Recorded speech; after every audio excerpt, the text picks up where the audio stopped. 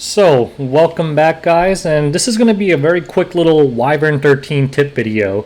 Is Wyvern 13 still kicking your ass? Maybe you got a Wyvern 13 team, but it's only like 30% consistent, 20% consistent. Maybe it's so inconsistent that you're one of the people still grinding Hunt 12, because it's better to have a 100% success rate in Stage 12 than to have a 10% success rate in Stage 13. Well, I was kind of like you. I showed you my Auto Hunt 13 comp in my guide video. If you haven't watched it, go ahead and watch that now. But I admitted that it was only 60 to 65% consistent. Worst case, I did some runs with 20 repeats where it was like 40% consistent. So pretty bad.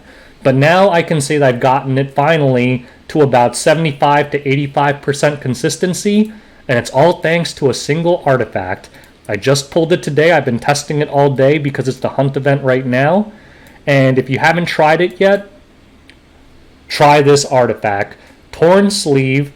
At max, it has a 100% chance to inflict bleeding for 2 turns after a single attack. My character of choice to use it has been Alexa, so her damage output has gone way down, because most of her damage comes from DDJ. But the funny thing is, even though she does like a quarter of the damage that she used to, my success rate has gone up dramatically. Because as you guys know, the main mechanic of Wyvern 13 is trying to keep debuffs on him. And now, with Alexa putting on poisons and applying bleeds every single turn, remember, you can keep her skills on because every single one of her moves are single attacks. It's not saying the S1, it's just saying any move that targets a single character, all of them can apply bleeds. So let's go and watch this in action so you guys know I'm not screwing with you. Alright guys, so let's see Torn Sleeve in action. Just to prove I'm not fooling and showing you a single run, I did some repeat battles. We're on 3 of 20, so that's the 4th fight. And as you can see, I've cleared it 3 times. So far 100% success rate. Hopefully I don't brick it here. But look at Alexa. With her S1, she already applied a bleed. And look, I would have done bad in this run if it wasn't for that, because he already didn't defense break and all that stuff. But because of the Torn Sleeve, my A-Momo is having no trouble topping herself off. I'm going to go ahead and turn this off now so I can click on Wyvern's move. So Fire Breath does less damage if Wyvern has 3 buffs or 3 debuffs or more on him. And as you can see, I'm getting pretty unlucky. He's resisting a lot of stuff, but I'm still maintaining those 3 debuffs. And it's a lot easier when you have Torn Sleeve. And I will say one thing about, and look at this, she applied 3 debuffs in 1 turn. Like, he's a swimming in debuffs.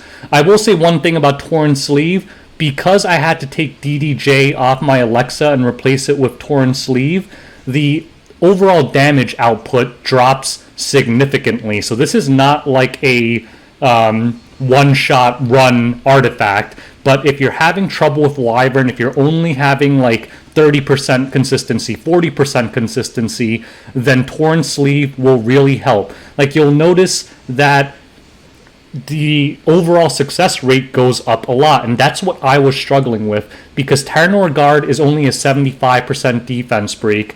SSB's S1 target is not 100%, and even if it is 100%, everything can be resisted by Wyvern because he has that 15% effect resist no matter what.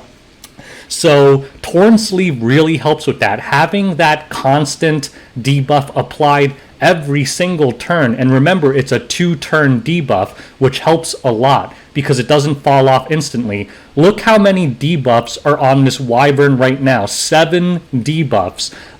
And 3 of them are the bleeds from Alexa. This really helps you not lose all the time in Wyvern, because one time with my old comp, I did it auto-repeat 20 times and I came back and I had failed like 13 of them, and it's really annoying. It almost makes it a waste of time. But now I can finally say I have a success rate of 80% or better, which makes sense because Wyvern's resist rate is 15%, so it kind of makes sense that it's around 80% success rate.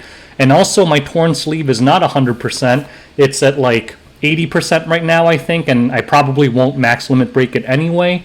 But repeat battle ended after 4, and it doesn't show the last one, I guess, because I canceled it, but you can see I was 4 for 4 in those repeat battles.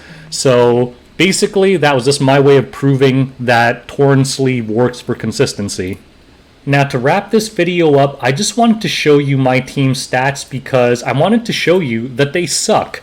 Because some people on YouTube will be like, oh, here's an F2P team, it's so easy, it's all 3 stars. And it's like, okay, and you look at their gear at the end of their video and it's like, oh, okay, it's an F2P team where everyone on their team has super godly gear, they have like 230 speed and 300 crit damage. It's like, yeah, that's quasi free to play because you put the godliest gear in the game on 4 free to play heroes, fine, but no one else can really do that.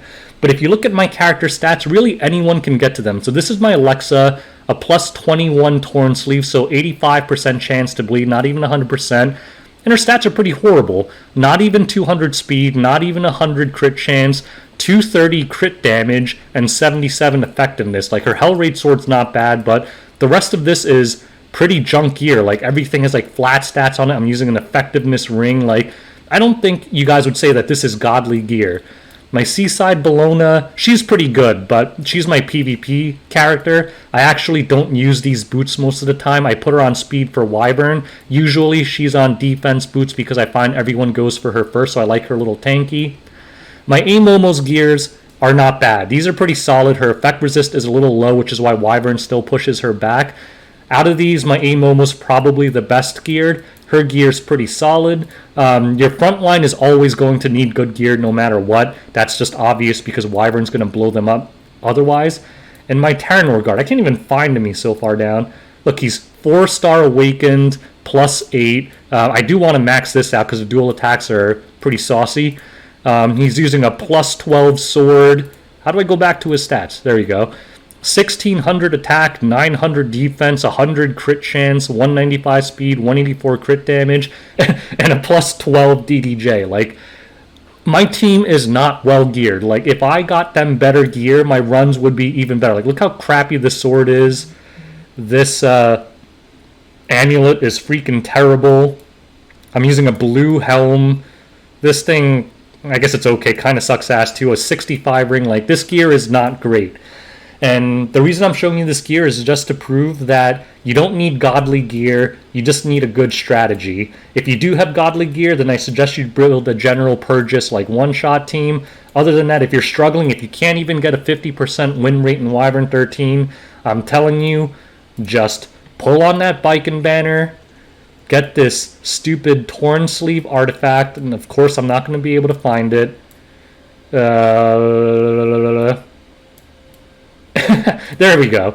Torn sleeve, get this stupid artifact, try to get it to at least 75%, and it's going to make your life a whole lot easier. I think I've shown you that, guys.